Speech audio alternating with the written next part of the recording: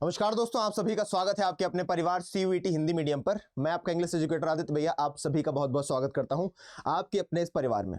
अब आप सभी जानते हो कि आपके क्लास 12 के पेपर जरूर पास आ चुके हैं, लेकिन उसके तुरंत बाद आपको सीयूईटी की एक अग्नि परीक्षा से भी गुजरना पड़ेगा, जिसमें आप जानते हो बहुत ज़्यादा बच्चे पार्टिसिपेट करते हैं। इस पेपर कठिन नहीं बनाता, इस पेपर को उसका डिफिकल्टी लेवल कठिन नहीं बनाता। इस पेपर को कठिन बनाता है इतने सारे पार्टिसिपेंट्स का होना। उसमें बहुत सारे बच्चे हैं जो पार्टिसिपेट कर रहे हैं, तो ऐसा नहीं है कि आप अच्छा नहीं कर पाओगे, आप बहुत अच्छा करोगे। लेकिन यहाँ पर सिर्फ बहुत अच्छा नहीं, आपको एक्सीलेंट ही करना पड़ेगा बेटा, क्योंकि यहाँ पर 100% टाइलर वालों की संख्या बहुत ज़्यादा होती है। आप ये सोचो 20 लाख अगर बच्चे पेपर दे रहे हैं तो उनमें से 100% टाइलर कितने ज़्यादा होंगे? कम से कम कुछ नहीं तो होंगे बेटा, कम से कम बोल रहा हूँ मैं, कम से कम 30,000 22,000 बच्चे ऐसे होंगे जो 100% टाइल पाएंगे इस एक सब्जेक्ट में। और हर सब्जेक्ट में कुछ होंगे भैया, कम से कम 5-7 हज़ार बच्चा तो ऐसा होगा जो हर सब्जेक्ट में परसेंटाइलर बना बैठा होगा, 100% टाइलर। तो अगर आप डीयू में जाना चाहते हो, बीएचयू में जाना चाहते हो, किसी भी बड़ी यूनिवर्सिटी में जाना चाहते हो जहां से जाकर के आप कह सको कि हाँ यार यहाँ से हमने तैयारी की है, तो उसके लिए आपको सिर्फ अच्छा होने से फायदा नहीं है, आप अपने एक मार्क्स को भी कटवाने के लिए तैयार नहीं होने चाहिए। मतलब अगर आपसे कोई कह देना कि यार चलो 100 नहीं, 100 में से आपको 99 दे देते हैं, तो आपको कहना चाहिए नहीं, मैं 99 में बिल्कुल भी खुश नहीं हूँ, हमें 100 के 100 ही चाहिए। और अगर आपको 100 के 100 ही चाहिए तो आपको पता है आपको कैसे तैयारी करनी है। मैं आपको सबसे पहले वही बताने वाला हूँ आज। अगर आपको लिटरली 100 में 100 चाहिए तो आपको पता है बेटा, आपको मदद लेनी पड़ेगी अड्डा 247 की। भैया अड्डा 247 की क्यों लें? यहाँ तो कई सारी कोचिंग्स हैं, उनकी क्यों ना ले लें? शायद कोई कम में भी पढ़ा रहा होगा, शायद किसी के पास कम पैसे का हो, मे भी हो सकता है, संभव है बेटा। वैसे हम लोग जो प्रॉमिस करते हैं कि अगर हमारे पेड बैचेस हैं वो मिनिमम कॉस्ट पर होते हैं, लेकिन तब भी हो सकता है कोई पढ़ा रहा हो। लेकिन क्यों सिर्फ अड्डा ही क्यों? इसका आंसर आप सुनिए बेटा।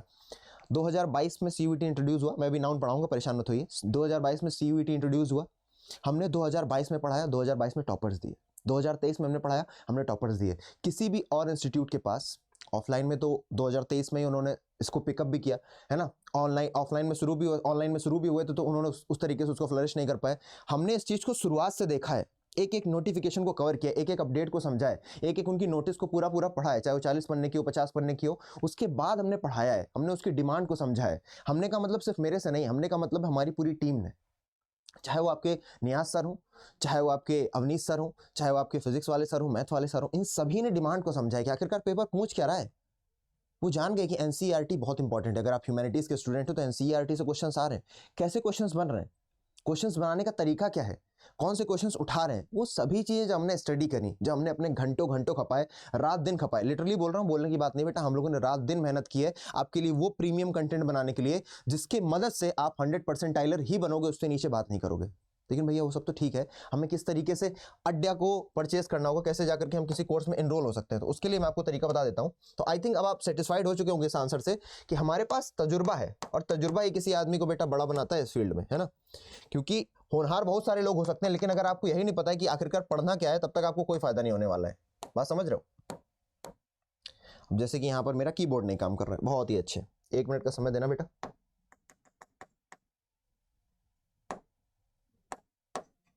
आ गया, ठीक है। आपने सिलेक्ट किया अड्डा 247, ठीक है, आपने एंटर किया, आपके सामने ही साइट खुल करके आ गई सीधे, ठीक है ना। अड्डा 247 करने पर कि भैया ये ऑल कोर्सेज का ऑप्शन आ गया, आप ऑल कोर्सेज पर जाइए। अब आप में से कई सारे बच्चे होंगे जो इंग्लिश मीडियम में पढ़ते हैं, तो वो लोग जाएंगे सीयूईटी एंट्रेंस एग्जाम पर। हालांकि जो हिंदी मीडियम इंग्लिश मीडियम दोनों पढ़ते हैं वो यहीं तक आएंगे, लेकिन जो इंग्लिश मीडियम में पढ़ते हैं वो यहाँ पर सीयूईटी को ऑप्ट करेंगे, क्योंकि वहाँ पर इंग्लिश और हिंदी दोनों में पढ़ाया जाएगा, लेकिन जो पीपीटीज होंगी, पीडीएफ्स होंगी, वो इंग्लिश में होंगी। और यहाँ पर जो सीयूईटी हिंदी मीडियम है, यहाँ पर जितना भी कंटेंट होगा ये आपको हिंदी में ही पढ़ाया जाएगा और हिंदी में ही डिलीवर भी किया जाएगा, इंग्लिश को छोड़ करके इंग्लिश तो इंग्लिश में ही पढ़ाई जाएगी। तो सीयूईटी हिंदी मीडियम पर जो भी चीज़ आपको पढ़ाई जाएंगी, उस पर जो भी पीडीएफ्स हैं, जितने भी हैंडआउट्स हैं, जो भी आपके टेस्ट है, मॉक टेस्ट है, मॉक सीरीज है, हर चीज़ आपको हिंदी में अवेलेबल कराई जाएगी। और अगर आप इंग्लिश मीडियम के तो आप सीयूईटी पर जाइए, मैं दोनों को दिखा देता हूँ। अगर आप इंग्लिश मीडियम पर है तो आप सीयूईटी महापैक पर जाइए, है ना, यहाँ पर आप महापैक पर जाइए। अगर आप इंग्लिश मीडियम से ताल्लुकात रखते हैं, सीबीएसई के हैं, यूपी बोर्ड से भी इंग्लिश मीडियम से पढ़े हुए हैं, तो आप जाइए इसके पास भैया, सीयूईटी ह्यूमैनिटीज महापैक। अगर आप ह्यूमैनिटीज के स्टूडेंट हैं, साइंस के हैं, पीसीएम के, तो उसमें जाइए, आपको दिख रहा है 11,000 रुपये। लेकिन आपको 11,000 पे नहीं करने होते हैं बेटा। क्यों नहीं करने हैं भैया 11,000? क्योंकि हर टीचर को एक कोड मिला होता है। मैं अपना आपको कोड बता देता हूँ, जिस कोड के माध्यम से आप अपने पैसे बचा पाओगे। और मैं चाहूंगा कि यार तुम लोग अपने पैसे एटलीस्ट बचा सको, अगर बचाने का मौका मिल रहा है। अड्डा, यहाँ पर आप क्या कोड लगाओगे, यहाँ पर आपने एंटर किया, आप लगा दो S743 लगा दिया आपने, फिर से हट गया S743, आप एंटर करिए। S743 करने पर आपने देखा बेटा, जो चीज़ 11,000 की थी वो चीज़ कितने की होगी बेटा? 8,800 रुपए की। ये चीज़ किसी को अभी भी महंगी लग रही होगी, तो आप इसको आप इस तरीके से देखिए बेटा, ये आपको एक कोर्स मिलेगा, और इसकी वैलिडिटी अभी 8 मंथ्स है, यानी कि आपके पेपर के बाद तक ये चल रहा होगा। और साथ के साथ ये भी सुनो बच्चे, 8 महीने तक आपके पास ये बैच रहेगा। जितने भी बैचेस आगे आने वाले हैं उन सभी का आपको एक्सेस मिलेगा। इंग्लिश मीडियम वालों की बात कर रहा हूँ मैं, उन सभी का आपको एक्सेस मिलेगा। साथ के साथ सिर्फ एक्सेस नहीं मिलेगा आपको बेटा, 800 से ज्यादा मॉक टेस्ट मिलेंगे, जिससे आपको पता चलेगा यार पेपर का लेवल क्या है। एग्जैक्ट वही क्वेश्चंस आपके पेपर में आएंगे, इस बात का मैं वादा करता हूं, इस बात की पूरी टीम वादा करती है कि वही क्वेश्चंस निकल करके आएंगे, कहीं अलग से नहीं आएगा। जो पढ़ाया होगा उससे एक रत्ती भर बाहर नहीं जाएगा, इस बात का वादा है। साथ के साथ बच्चे, सिर्फ यहाँ पर बात खत्म नहीं होती, आपके पास 10 किताबें आपके घर पर पहुंचाई जाती हैं। 10 किताबें, समझ रहे हैं, उसका कोई डिलीवरी चार्ज नहीं लगेगा। आपको 30 से ज्यादा, लगभग 33-31 ई बुक्स प्रोवाइड की जाती हैं। वैसे आप ई बुक्स पढ़ नहीं पाते हो, पर इवन तो आपको प्रोवाइड की जाती है। अगर कोई बहुत अच्छा मेधावी बच्चा है तो उसको पढ़ करके बहुत उसको फायदा मिलेगा। साथ के साथ एक पार्थ बैच है हमारे पास। वो बैच बेसिकली 2-3 हज़ार का बैच है, जिसमें जो 2022-23 में बच्चे टॉप किए थे वो बच्चे आपको मेंटरशिप देते हैं, किस तरीके से आपको पढ़ाई को और अपनी सीयूटी की तैयारी को लेकर के आगे बढ़ना है। वो बच्चों का जो बैच है ना, उन जो आपके मेंटर्स, जो आपके सीनियर्स हैं एक तरीके से, वो आपको मेंटरिंग देते हैं, वो भी फ्री ऑफ कॉस्ट। आगे आने वाले सारे बैचेस फ्री ऑफ कॉस्ट। इसलिए आपको ये देखने में लगता है बेटा ये 8,800 का है, लेकिन नहीं, आप इस 8,800 में कुछ नहीं तो बेटा 25-30 हज़ार का कंटेंट खरीद रहे हो एक साथ फिलहाल। अगर आपको लगता है नहीं ये नहीं, तो आप कहां पर जा सकते हो, आप जाओ सीयूटी महापैक पर। आप ना जाओ अगर आप आर्ट्स के हो, जैसे कि सीयूटी आर्ट्स पर आप चले गए, तो अभी आप देखो यहाँ पर बेटा, यहाँ पर देखो बैच है सफलता 2.0। आप सफलता 2.0 पर गए, आपने देखा इसकी कीमत क्या है 8,000। आपने 8,000 नहीं देना है, आपको तो कोड बता दिया ना भैया ने, आपको तो आदित्य भैया ने कोड बता दिया, तो उस कोड का यूज करना है। कोड क्या है बेटा S743। आपने यहाँ पर क्लिक करके क्या लिखा S743, आपने क्लिक किया, एंटर दबाया, आपको दिखेगा बेटा जो 8,000 का था वो 6,400 का हो गया, और भी कम हो जाएगा 1% अगर आप एप्लीकेशन इस पर एक्सेस करेंगे। अब उन बच्चों की बात कर लेते हैं जो पर्टिकुलरली हिंदी मीडियम से ही बिलोंग करते हैं, उनको क्या करना रहेगा, किस तरीके से उनको अप्रोच करनी है। तो आप बैक आइए, आप यहाँ तक आ चुके थे ना सीयूटी महापैक, और बैक आइए। हालांकि आप जब खोलोगे ना तभी आपको दिख जाएगा आपको किस जगह पर पहुंचना। ऑल कोर्सेज का ऑप्शन आया था, आप अंडरग्रेड पर गए थे, उसके बाद आपने सीयूटी सिलेक्ट किया था, सीयूटी के बाद भी आपको सीयूटी हिंदी मीडियम सिलेक्ट करना है, कर लिया आपने। अब यहाँ पर देखो बेटा, CUET science in Hindi, arts in Hindi, CUET language and general test. अगर आप लोग आर्ट्स के बंदे होते हैं, यहाँ पर इसको क्लिक करोगे, आपके पास अभी उन्नति बैच है जो कि लेटेस्ट है। देखिए इसका प्राइस बहुत कम है यार, बहुत ज्यादा कम, आपको इतना कुछ पढ़ने को मिल रहा है। उन्नति बैच आपने यहाँ पर इसको देखा 4,000 का है। 4,000 भी अपने आप में बहुत कम है यार, क्योंकि ये 12 महीने की वैलिडिटी लेकर के बैठा है। और आपको यहाँ पर कोड लगा दोगे अगर मेरा, तो और ज्यादा आपको डिस्काउंट मिल जाएगा। कोड क्या है बेटा S743। मैं आपको लगा के दिखा भी रहा हूँ बार बार कि कहीं कहने की बात तो नहीं बेटा। मैं ये देखो S743 क्या बेटा, 4,000 का कोर्स 3,199 में, 100 रुपए और कम हो जाते हैं बेटा, 3,019 रुपए लगते हैं आपके, 3,009 रुपए से लगते हैं। कब? जब आप ये कोड यूज करते हो S743। अगर आपको सिर्फ इंग्लिश पढ़नी है मुझसे, मान लीजिए आपको कहना है कि नहीं भैया हमें सिर्फ इंग्लिश में दिक्कत है, बाकी सबको आता है, तो आप लोग आ जाइए भैया CUET language and general test. अगर कुछ लोग होते हैं जो लैंग्वेज और जनरल टेस्ट दोनों देखते हो, तो ये जीटी और लैंग्वेज वाली है, ये केवल इंग्लिश का है। आप चाहो तो इसको भी ले सकते हो, ये आपका 21-24 का है, मतलब ये देखने में भी दिख रहा है 2,124 का। आप कोड लगाओगे S743 तो और कम हो जाएगा, लगभग 2,000 का। वैसे ये मेरा बैच है, इसमें सिर्फ मैं इंग्लिश पढ़ा रहा हूँ आपको, 1,050 का है, लेकिन आपको देने हैं मात्र 860 रुपए। ठीक है ना, आपने यहाँ पर क्लिक किया, फिर आपने कोड लगा दिया जो मैंने आपको बताया S743। क्या कोड लगाया आपने? S743। ठीक है, मैंने एंटर कर दिया। आपने देखा यहाँ पर 840 रुपए लिख करके आ गया, मतलब 860 से भी कम का हो गया। आपको 820 का कोर्स मिलेगा अगर आप अभी खरीद लेते हैं। ठीक है ना, क्योंकि 1-2 दिन तक आपको ऑफर मिल रहा है, मंथ एंड सेल। वैसे मंथ एंड नहीं है, तो मंथ एंड होने वाला क्या नहीं, ये शायद वो सैटरडे संडे को जो कभी कभी सेल आती है वो वाली है। ठीक है, वैसे आपको 860 में तो मिल ही जाएगा। ये 20% दिख रहा है, कभी कभी 17% भी होता है इसी कोड पर, उससे ज़्यादा आपको डिस्काउंट नहीं मिलेगा। अब भैया अगर हमें कोई समस्या आ रही है, हमें कैसे लेना है, कई लोगों को पता नहीं भैया किस तरीके से पेमेंट करें, कैसे पहुंचे, तो उसके लिए बेटा मैं आपको अपनी ईमेल आईडी देता हूँ। इस ईमेल आईडी पर आप मुझसे कांटेक्ट करिए और मैं आपको रास्ता दिखाऊंगा। aditya.tiwari@adda247.com। अब क्योंकि मेरे पास बहुत सारे मेल आते हैं, तो मैं आपका मेल सबसे पहले कैसे देखूंगा, आपको बस इतना लिखना रहेगा बेटा, बैच इंक्वायरी, या फिर बैच इंक्वायरी करके लिख दो, या फिर बैच प्रॉब्लम लिख दो, बैच प्रॉब्लम। ठीक है ना, मैं समझ जाऊंगा कि आपको बैच लेने में कोई समस्या आ रही है, और आप मुझे बताइए, क्योंकि आपको क्या करना है, आपको पाना है मैक्सिमम डिस्काउंट, और मैक्सिमम डिस्काउंट ही है जिसकी वजह से आप मुझसे कनेक्ट करोगे, अदरवाइज कोई रीजन ही नहीं, आप खुद से खरीद लोगे। मैक्सिमम डिस्काउंट के लिए कोड क्या है बेटा S743, वहां पर कोड लगाने का ऑप्शन आता है, वहां पर आप ये कोड लगा दोगे, आपको फायदा हो जाएगा। यहां तक मैंने आपको बता दिया कि अब आपके पास समय नहीं है कि आप और समय गंवा सको। मैंने कभी ज्यादा प्रेशराइज करके नहीं बोला कि आप लोग बैच में आओ, लेकिन अब वो समय आ गया है बेटा कि एक टीचर, एक बड़ा भाई होने के नाते मैं तुमको बता रहा हूँ कि इस जगह पैसे लगाओ, जीवन में तुम्हें कभी रिग्रेट नहीं होगा। तुम्हें लगेगा यार कि हाँ, शिक्षा में सही जगह पर अगर हमने कभी अपना योगदान दिया, अपने मूल्य चुकाया, तो उसका हमें उससे दुगना तिगुना हमें क्या मिला, उसका लाभ मिला। यहाँ पर टीचर्स बेटा इतना डेडिकेशन के साथ पढ़ा रहे हैं ना, पिछली बार तो ऐसा हुआ था कई कई टीचर्स के मतलब बताए हुए सारे के सारे क्वेश्चन एक एक सेट में आ रहे हैं, समझ रहे हो, 50 के 50 क्वेश्चन, छोड़ने की जरूरत नहीं है, तुम 50 में 40 करने होते तुमको नहीं, हम पूरे करके आएंगे, उस टाइप का मामला हो गया था। ठीक है, फिलहाल हम लोग आ जाते हैं अपने क्वेश्चन पर, जिसके लिए हम लोग आज जुड़े हैं एक दूसरे के साथ। आइए, तो यहाँ पर थे हम लोग भैया कि नाउन प्रैक्टिस की बात कर रहे थे, हम लोगों ने 20 क्वेश्चंस कर लिए थे, 20 के बाद करते हैं। चलो एक दो जरा हम देख ले तुम लोग कर पा रहे हो कि नहीं कर पा रहे हो। कमेंट सेक्शन बेटा इसका आंसर देना एक बार, क्वेश्चन नंबर 5 का मैं करवा चुका हूँ, पर तब भी आप लोग आंसर दो, ताकि मुझे ये रहे कि हाँ यार इन लोगों ने पढ़ाई की है, ऐसा नहीं है कि पढ़ाई बिना किए चले आए। एक बार मुझे बताओ ये वाला क्वेश्चन तुमको समझ में आ रहा कि नहीं आ रहा, तुमको बताओ, फटाक से बताइए।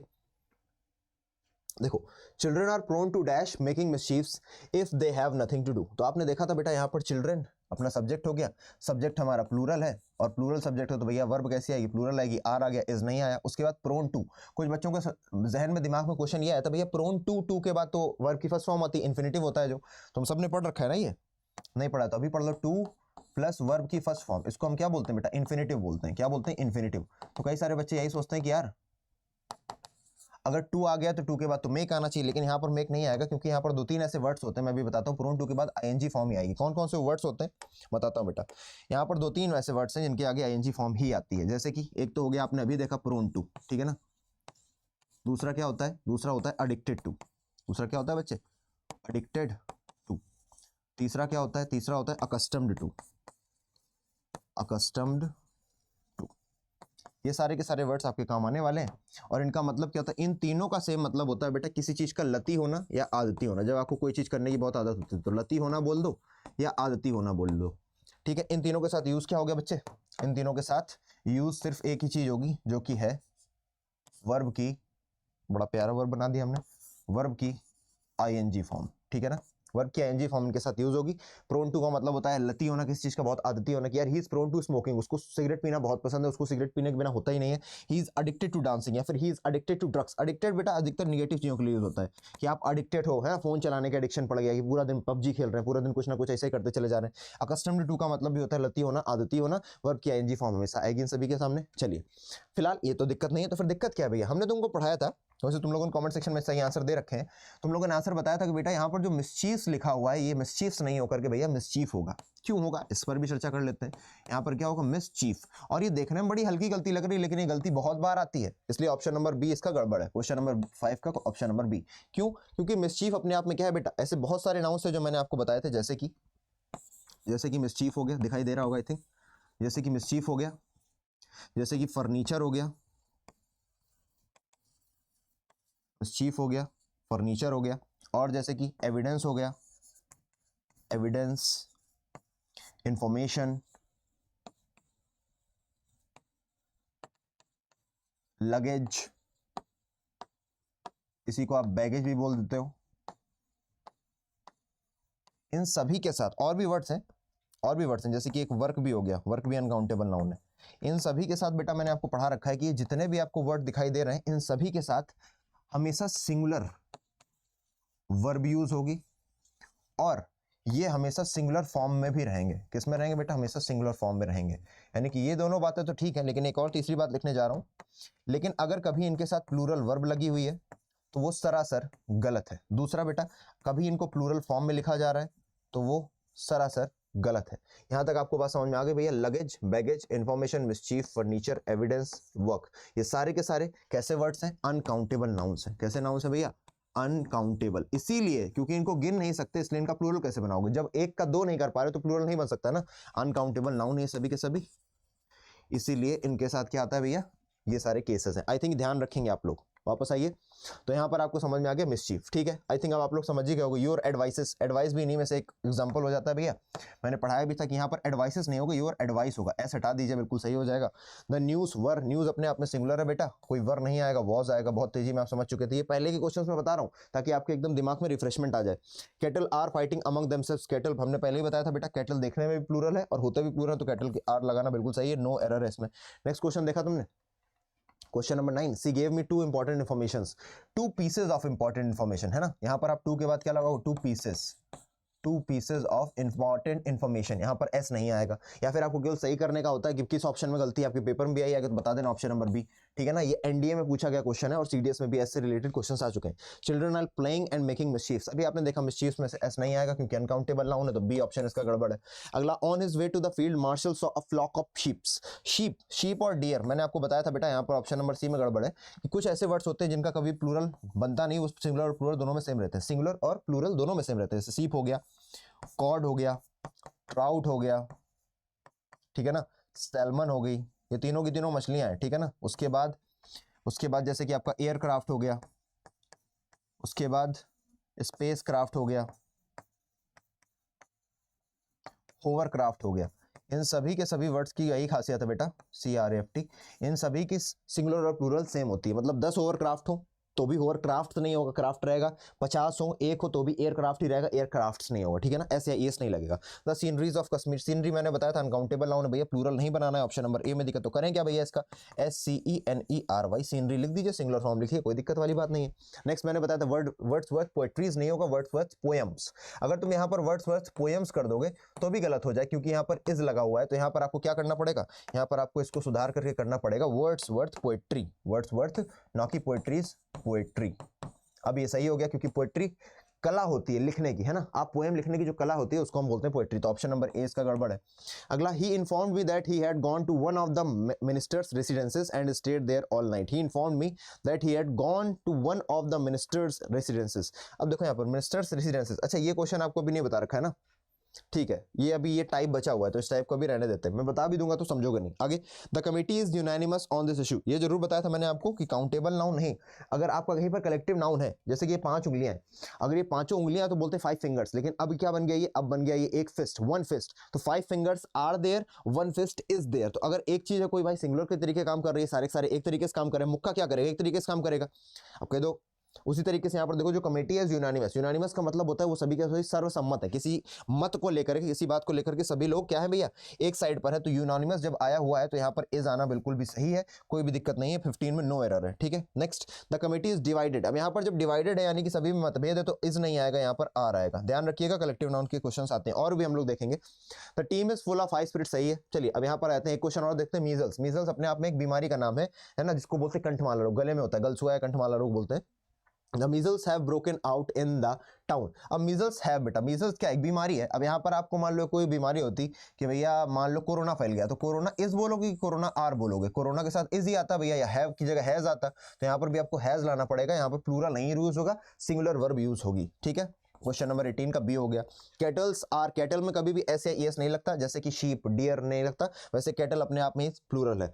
फिर द मेजॉरिटी लाइक्स रीडिंग, ये बता रखा है मैंने। अगला देखेंगे ऑल द एविडेंसेस, यहाँ से हम लोगों को देखना था, ठीक है ना, यहाँ से हम लोग स्टार्ट करने वाले हैं। अब आप लोग अपने कॉमेंट सेक्शन में दुर्राटे काट के शुरू कर सकते हैं। क्वेश्चन नंबर 21 का सही आंसर क्या होगा।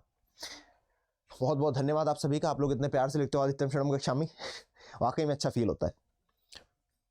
और अब तो काफ़ी सारे बच्चों के मैसेजेस आने लग गए हैं कि भैया प्री बोर्ड हुआ दुर्राटे काट दिए। बेटा तुम लोगों का जो मोराल है ना ऐसे ही हाई रखना, इंग्लिश में कोई तुम्हारा बाल वाका नहीं कर सकता जब तक आदित्य भैया से तुम पढ़ रहे हो ना, कोई तुमको नहीं परेशान कर रहा। आदित्यम शरणम कक्षामी एक बार बोलने का मतलब है तुमने मान लिया, और अगर मान लिया तो भाई मैं बोल रहा हूँ जितना मैंने पढ़ाया उतने में से ही आएगा। आई थिंक तुम लोग ह्यूमैनिटीज अड्डा 24/7 पर जाकर के क्लास 12 की क्लासेस देख रहे होगे मेरी, है ना। मोस्ट इंपॉर्टेंट 300 क्वेश्चंस मैंने करवाए हैं, अपना पेपर देखना जा करके, चाहे यूपी बोर्ड हो चाहे स्टेट बोर्ड हो, जिस भी बोर्ड में फ्लेमिंगो और विस्टास आ रही है वहीं से सारे क्वेश्चन ना निकल के आए तो बस फिर बताना कि आदित्य भैया आपने जो बोला सही नहीं निकला। बताइए क्वेश्चन नंबर 21 को बहुत प्यार से देखिए और मुझे बताइए। हाँ, एक बच्चा ये भी पूछ रहा था कि भैया अगर हम YouTube से तैयारी करें तो क्या नहीं हो सकता। बेटा YouTube से तैयारी करने पर ऐसा नहीं कि हो नहीं सकता, मैं साइड में खड़ा हो जाता हूँ ताकि तुम लोग क्वेश्चन भी करते रहो। ऐसा नहीं कि YouTube से तैयारी करने पर होगा नहीं, लेकिन बेटा चांसेस कम हो जाते हैं। एक बच्चा जो तुमसे ज़्यादा अच्छा कंटेंट देख रहा है, तुमसे ज़्यादा अच्छी PDFs देख रहा है ना, हालांकि मेधा बच्चे में ही है क्योंकि हज़ारों बच्चे कोर्स खरीदते हैं तो क्या हज़ारों परसेंटाइलर बन जाते हैं, नहीं बन जाते, 100 परसेंटाइलर बनते वही है जो मेहनत भी करते हैं। लेकिन यूट्यूब पर मैं बोलता हूँ बेटा उस लेवल का कंटेंट नहीं आता जिस लेवल का पेपर के लिए रिक्वायर्ड है। अगर आप अपनी तरफ से एक्स्ट्रा मेहनत कर रहे हो कि हाँ यार NCERT भी पढ़ रहे हैं भैया के, सॉल्व भी कर रहे हैं, टीचर्स का देख भी रहे हैं, तब तो ठीक है, पॉसिबल है। अभी से बहुत समय पहले लोग करते भी थे, लेकिन थोड़ा रियलिस्टिक होकर के चलना चाहिए। अगर तुम्हारे पास सुविधा है कि तुम एक अच्छे बैच को परचेज करके अच्छे बैच में इनरोल करके तुम अच्छा कंटेंट पा सकते हो, इधर उधर बिना भटके, तुम तुम्हें पता होता है कि क्या पढ़ना है और क्या नहीं पढ़ना है। बहुत ज़्यादा जरूरी ये भी होता है कि क्या नहीं पढ़ना है। कभी कभी हमें ये तो पता होता है ये पढ़ना है वो पढ़ना है, ये नहीं पता होता कि क्या नहीं पढ़ना है। जब तुमको पता होगा ना कि क्या पढ़ना है, तुम्हें कोई समस्या परेशानी का सामना नहीं करना पड़ेगा। फिलहाल यहाँ पर बात करते हैं all the evidences against him. अब पहली बात तो ऑल द एविडेंसेस के बाद वर्ब कहाँ है? All the evidences are against him, is against him होना चाहिए। तो ऑल द एविडेंस, चलो फिलहाल हमको गलती निकालनी है तो आपको यह देखना पड़ेगा एविडेंस है, सबसे बड़ी गलती दी गई है। एविडेंस के साथ SEIS नहीं लगेगा, यहाँ पर आपको करना पड़ेगा एविडेंस। क्या करना पड़ेगा? एविडेंस। इसलिए ऑप्शन नंबर ए में सरासर गलती दी गई है, ठीक है ना। All the evidence is against him ऐसे करके नहीं, वहां पर लगा ना all the evidence against him were rejected by supreme court. हाँ ठीक है, ऑल लगा है तो ऑल के लिए भैया यहाँ पर वर का यूज हो गया, कोई दिक्कत वाली बात नहीं है, ठीक है। एविडेंसेस नहीं होगा, एविडेंस होगा। आगे आइए, the jury was divided in their opinion, no error. ये आप लोगों का कलेक्टिव नाउन से रिलेटेड क्वेश्चन है, बताइए। यही आपके CUT में आएंगे बेटा, परेशान मत हो। पिछली बार तो इंट्रोड्यूस किया CUT ने। CUT बेटा अनप्रेडिक्टेबल है काफी। अनप्रेडिक्टेबल इसलिए है बेटा क्योंकि 2022 में पार्ट्स ऑफ स्पीच नहीं थे, 2022 में एरर डिटेक्शन नहीं था, 2022 में एक्टिव पैसिव नहीं थे, 2022 में नरेशन नहीं था, लेकिन अभी सब कुछ ला करके भर दिया। फॉरेन वर्ड्स भी लेकर के पूछने लगे, बताओ विवला फ्रांस का क्या मतलब है, बताओ बोना फाइट का क्या मतलब, बताओ बोना वाइट का मतलब बताओ।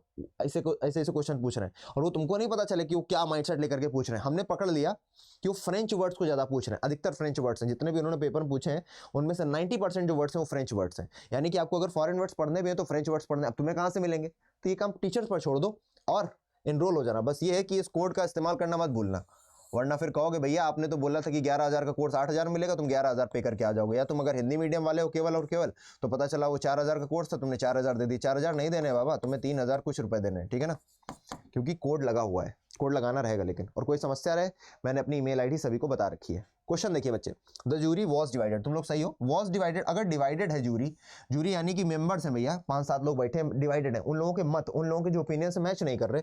अब जब मैच नहीं कर रहे तो वो सब अलग अलग हो गए ना, मेंबर के लेवल पर बात हो गई है ना। अभी तक जूरी अगर एक साथ बात करती तो ठीक था, अब ये मेंबर्स के लेवल पर बात आ गई।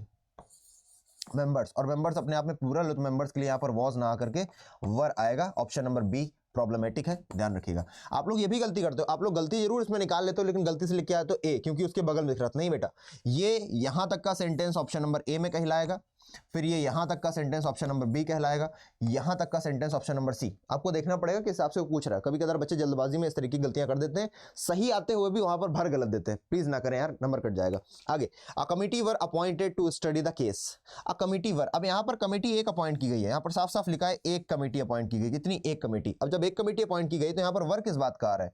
तो मैं नहीं लग रहा है यहाँ पर वर्क को खेलना कूदना नहीं चाहिए, यहाँ पर वॉज को खेलना कूदना चाहिए। तो वर्क को हटा करके आप वॉज कर दीजिए और आपने आंसर पा लिया है। Option number B is absolutely correct. 23 का option number B absolutely correct it is, ठीक है ना। समझ रहे हैं मेरी बात को? अगला क्वेश्चन बड़ा प्यारा है। मतलब क्वेश्चन नंबर 23 समझ में आ गया ना सबको? कोई समस्या परेशानी दर्द दुख तो नहीं है ना किसी को भाई? चलिए नेक्स्ट क्वेश्चन देखते हैं। You know it well that your success in life, तुम अच्छी तरीके से जानते हो, बात कर लेते हैं चलो। यू नो इट वेल, तुम बहुत अच्छी तरीके से जानते हो। यू अपना सब्जेक्ट था, सब्जेक्ट के साथ भैया वर्ब आ गई, वर्ब के बाद अपना ऑब्जेक्ट आ गया। यू नो इट वेल, तुम अच्छी तरीके से जानते हो। दैट, क्या जानते हो? योर सक्सेस, जो तुम्हारी सक्सेस है कहां पर भैया? In life. इन क्या है भैया? प्रेपोजिशन, मैंने बता रखा है। हर प्रेपोजिशन के बाद क्या होगा? एक ऑब्जेक्ट होगा। ऑब्जेक्ट या तो नाउन होता है तो प्रोनाउन होता है, ठीक है भैया, ऑब्जेक्ट है। In life depends not on my advice, केवल मेरी एडवाइस पर, मेरी सलाह पर नहीं। देखो एडवाइस की स्पेलिंग सही है, ADVICE, बिल्कुल सही है बेटा, और यहाँ पर सिंगुलर भी, यहाँ पर कोई दिक्कत नहीं। But on somebody else. अब देखो यहाँ पर माई था यानी कि पोजेशन था, तो समबडी एल्स नहीं होगा बेटा। अगर तुम्हें पोजेशन दिखाना है, मैं तुम्हें बता देता हूं पोजेशन के लिए। भैया पोजेशन क्या होता है? पोजेशन का मतलब होता है जब तुम किसी चीज को अपना बताते हो, बोलते हैं ना भैया कि दिस हाउस इज माइन, या फिर मैं बोलता हूं माई सन, तुमने बोला भैया मेरा लड़का है, माई सन, तुमने पोजेशन दिखाया ना भैया ये मेरा लड़का है। वैसे अगर मैंने बोलना है कि मिस्टर शर्माज हाउस, हम लोग क्या करते हैं भैया? मिस्टर शर्मा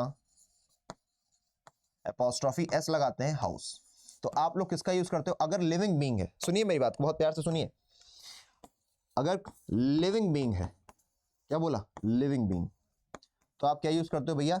पोजीशन दिखाने के लिए एपोस्ट्रोफी एस का यूज कर देते हो। और अगर यहीं पर नॉन लिविंग बीइंग है, नॉन लिविंग बीइंग है, तो आप क्या करते हो? नॉन लिविंग बीइंग के लिए आप ऑफ का यूज करते हो। कैसे करते हैं भैया ये बताओ? चलो आगे समझते हैं। अगर मैंने लिखना है the chairs leg, the chairs leg is broken, the chairs leg is broken, कि भैया कुर्सी का एक जो पावा है वो टूट गया है। लेकिन ये गलत बात है। यहाँ पर चेयर जो है वो कैसी चीज है? चेयर जो है वो एक नॉन लिविंग ऑब्जेक्ट है, अरे सीधे सीधे लिख दो ना, ऑब्जेक्ट है। ये क्या है? एक ऑब्जेक्ट। ऑब्जेक्ट यानी कि नॉन लिविंग चीज है।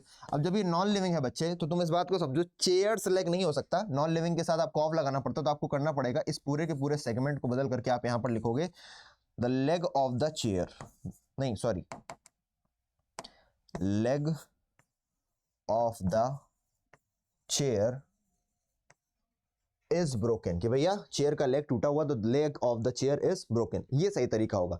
अब आपने किसी को ऐसे लिख दिया, मान लीजिए, एक और हम लोग सेंटेंस देखते हैं, एग्जांपल के माध्यम से समझते हैं कि भैया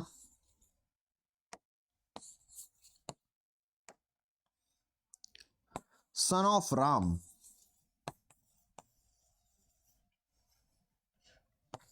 वॉज लव। वैसे कुछ भी थे, पर मैं एक की बात कर रहा हूं। तो यहां पर आप देखो बेटा, यहां पर जब आपने देखा कि राम क्या है, राम का पोजीशन दिखा रहे ना, किसका पुत्र थे? राम के। राम अपने आप में क्या भैया? लिविंग बीइंग है। कैसे है भैया? Living being. और अगर लिविंग बीइंग है तो आप अपॉस्ट्रोफी एस का यूज करते हो। इसका मतलब इस तरीके से इसको लिखना गलत है, आपको लिखना पड़ेगा राम्स सन वॉज लव। ठीक है, ये सही होगा, आपको अपॉस्ट्रोफी एस का यूज करना पड़ेगा। वैसे ही अभी आपने जो क्वेश्चन देखा बच्चे, यहां पर लास्ट क्वेश्चन देखो कि भैया you know it well that your success in life depends not on my advice but on somebody else. भैया तुम्हारी जो सक्सेस है ना लाइफ में, वो सिर्फ मेरी एडवाइस के कारण नहीं है, एक और बंदा है जिसके कारण, मतलब कि जो एडवाइस है वो समबडी एल्स की भी है, यानी कि समबडी एल्स का पोजेशन है किस पर? एडवाइस पर। और समबडी एल्स जाहिर तौर पर बेटा इंसान होगा, तो आप यहां पर समबडी एल्स का यूज ना करके आप यहां पर यूज करोगे समबडी एल्सेस का। समझाने वाली बात क्या है वो बताता हूं। somebody else यहां पर जो लिखा हुआ है ना बेटा, इसको somebody else को करने के लिए आपको जब इसमें अपॉस्ट्रोफी लगाते हो तो आप somebody else's करते हो। आपको गलती क्या दी जाती है मैं आपको बताता हूं बेटा। आपको पेपर्स में गलती इस तरीके से देगा, आपको कभी कभी ऐसे दिख देगा somebody's else। तो आप ये बात जान लीजिए, कभी भी somebody, nobody, anybody, इनमें आकर के अपॉस्ट्रोफी लास्ट में नहीं लगेगा। अगर else लगा हुआ है, यहां पर अपॉस्ट्रोफी नहीं लगेगा, यहां पर आकर के अपॉस्ट्रोफी लगेगा। और ये रूल जो है किनके साथ फॉलो करेगा? जैसे कि somebody हो गया, somebody, anybody, nobody, someone, anyone, इन सभी के आगे अगर क्या लगा हुआ है? इन सभी के आगे अगर क्या लगा हुआ है भैया? एल्स लगा हुआ है।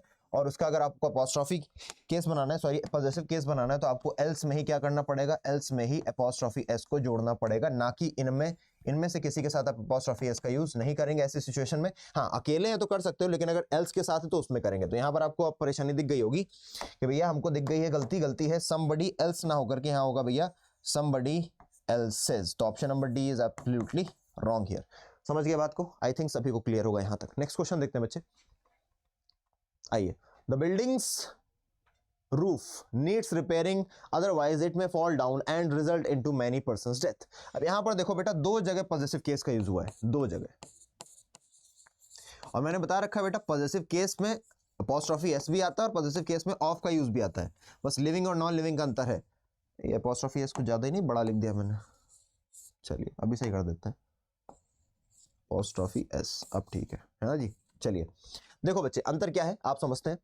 एक यहाँ पर बिल्डिंग के साथ यहाँ पर आया है, दो जगह पर यूज किया है। तुम लोग बताओगे कमेंट सेक्शन में, लिखना शुरू कर दो अगर नहीं लिख रहे हो तो। एक तो यहाँ पर यूज हुआ है बिल्डिंग्स रूफ, एक तो यहाँ पर यूज हुआ है क्या? Buildings roof. और दूसरा देखो एक जगह और यूज हुआ है भैया, पर्सन्स डेथ, पर्सन्स डेथ। ये तुम्हें दो जगह क्या दिख रहा है बेटा? अपॉस्ट्रोफी का यूज दिख रहा है। फिलहाल तो तुम्हें पता है कि तुम नाउन के एरर कर रहे हो, जब तुम पेपर में देख रहे होगे तो तुम्हें नहीं पता होगा नाउन के एरर है प्रोनाउन के, इसलिए तो अब तुम्हारा दिमाग चौदेसी घूमना चाहिए, मतलब कि हर तरीके से तुम्हारा दिमाग चलना चाहिए। इधर आकर के देखो बेटा, the buildings roof needs repairing. यहाँ पर जो बिल्डिंग है क्या वो जीवित है? वो अजीवित है। यानी कि यहाँ पर जो बिल्डिंग है वो एक अजीवित चीज है। कैसी चीज है? अजीवित। और मैंने तुमको बताया था अजीवित चीजों के लिए क्या लगता है भैया? ऑफ लगता है। तो पहली बात तो ये बिल्डिंग्स रूफ नहीं होगा। दूसरा पर्सन्स डेथ, पर्सन क्या होता है भैया? पर्सन अपने आप में एक जीवित चीज होगा, है ना, लिविंग बीन होगा। तो जो चीज जीवित है उसके साथ अपॉस्ट्रोफी एस लगना बिल्कुल सही है। लेकिन यहाँ पर बिल्डिंग्स रूफ ना होकर के इसको आप बदल करके लिख दोगे रूफ ऑफ। थोड़ा साफ सफाई के साथ लिख देते हैं इसी चीज को।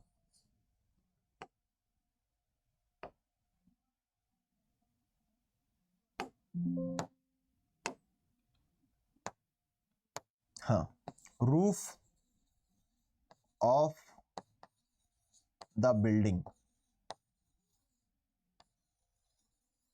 ये सही है, ठीक है ना, रूफ ऑफ द बिल्डिंग। यहाँ पर ऑफ का यूज करोगे क्योंकि देखो बिल्डिंग जो है वो नॉन लिविंग है। आई थिंक ये सभी को क्लियर हो गया होगा। क्लियर है? चलिए next question 26।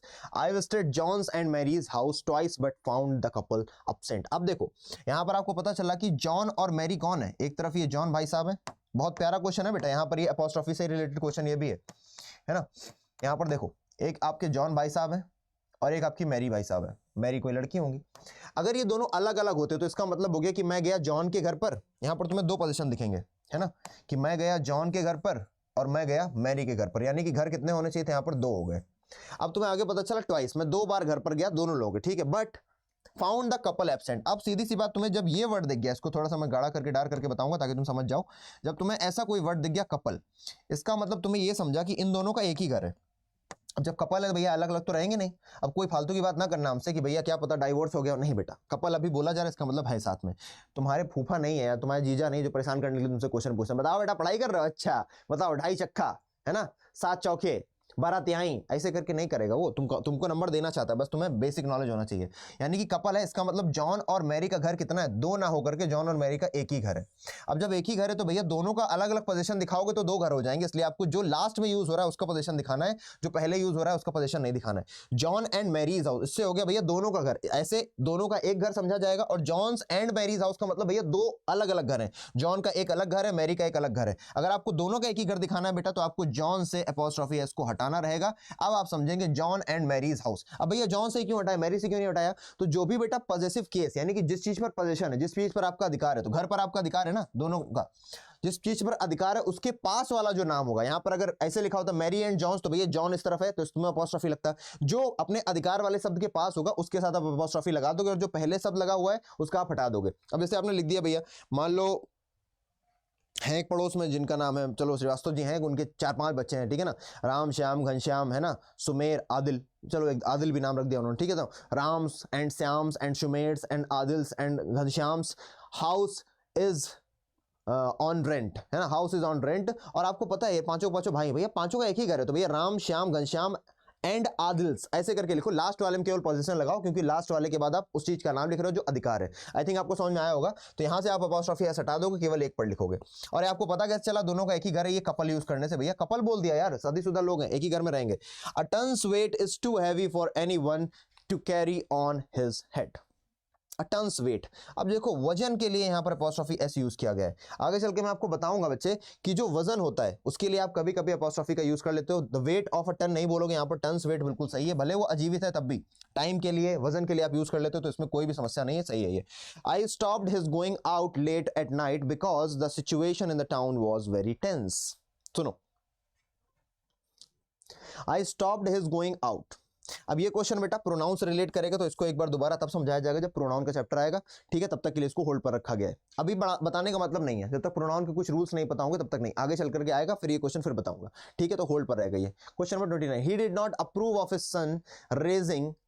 his son raising stupid questions and thereby vexing the teacher। अब देखो बेटा, he did not approve of his son raising, his son की his sons, उसका लड़का है ना रेस कर रहा है क्वेश्चन, तो यहाँ पर क्या हो जाएगा, his sons raising हो जाएगा। आइए, America's problems are however not as serious and awful as India। अब देखो अमेरिका की प्रॉब्लम्स, यानी कि अमेरिका की क्या है भैया प्रॉब्लम्स पर वो है द प्रॉब्लम्स ऑफ अमेरिका होना चाहिए यार, कि the problems of America are however not as serious as awful as India, ठीक है ना। तो यहाँ पर प्रॉब्लम्स ऑफ अमेरिका नहीं, अमेरिकास प्रॉब्लम नहीं, प्रॉब्लम्स ऑफ अमेरिका का यूज होगा ऑप्शन नंबर ए में, समस्या परेशानी है, ठीक है।